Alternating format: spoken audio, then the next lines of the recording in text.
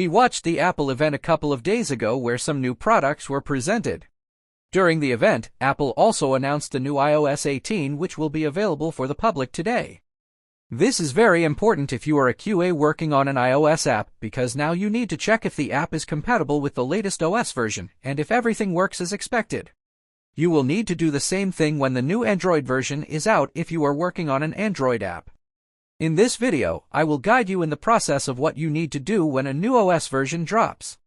The first thing that you need to do is to update at least one of your devices to the new OS version. Do not update all of your devices to the new OS version. Having this kind of mix of devices with different OS versions can help you a lot in the testing process and in determining which bugs are caused by the OS update. The second thing that you can do is to read the release notes of the new OS version. In the release notes, you can find information about the new features, deprecated functionalities, and some changes that can affect your app. This might help you to identify the areas where you should focus the most when you start testing on the new OS version. After updating the device and reading the release notes, it's time to do some testing.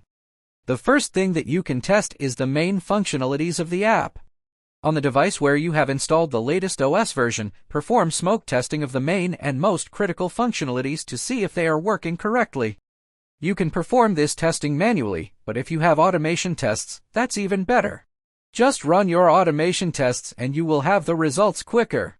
In that way, you will also discover any potential issues much faster. A combination of automation tests and manual testing is also possible if you think that your automation tests are not covering all the important functionalities. Identify the features on your app that rely on the system services and the hardware. Identify the parts of the app that are using some features like the camera, location services, sharing options, AirDrop, push notifications, device permission, file storing, Face ID, Touch ID, Bluetooth, etc. Test these features and verify that they are working as expected and that nothing is broken with the latest OS change. Go through the app and pay attention to the form field, font type, font size, colors, and the overall look of the elements. OS change can sometimes change the way how the elements are rendered.